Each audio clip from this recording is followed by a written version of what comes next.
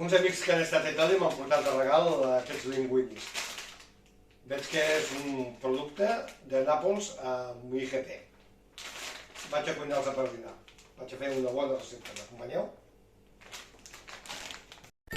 Com quasi sempre, tot comença per les cebes.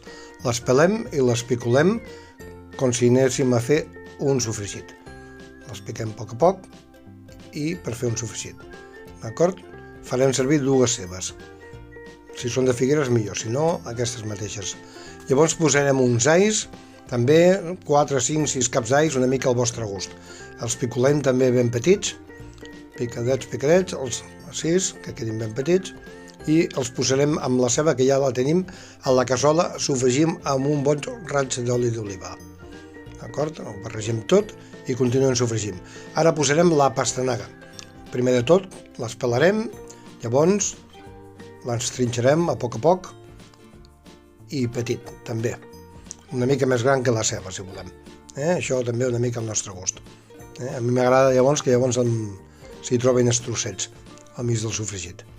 Picolem, una per una, vinga, i cap aquí.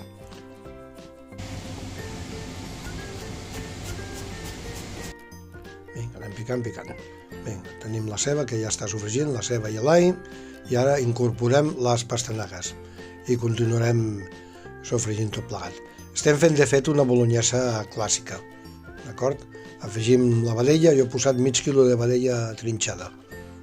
Poseu la carn que voleu, si voleu meitat vedella, meitat porc, al vostre gust.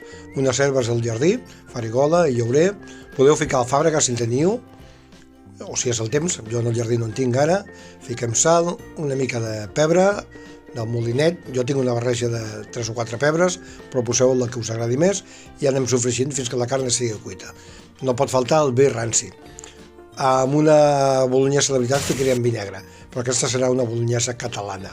Ara ja afegirem un xampinyó.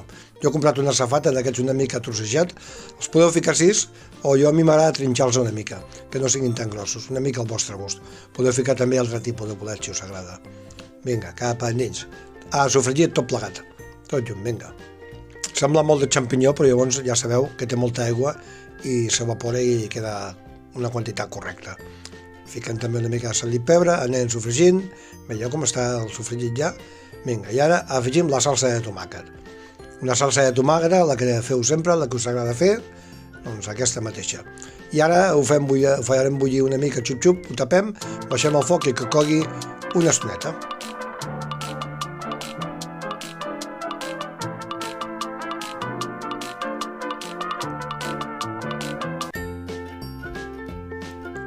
Vinga, tenim l'aigua bullint. Posem la sal corresponent i la pasta, aquest linguini que m'han portat d'Itàlia.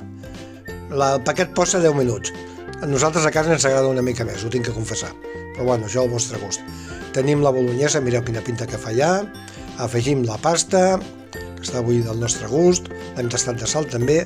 Una mica d'aigua de cocció sempre va bé, per barrejar amb la salsa, per lligar-lo tot plegat. Ja ho tenim, ja està fet. Vinga, a emplatar. Un bon plat.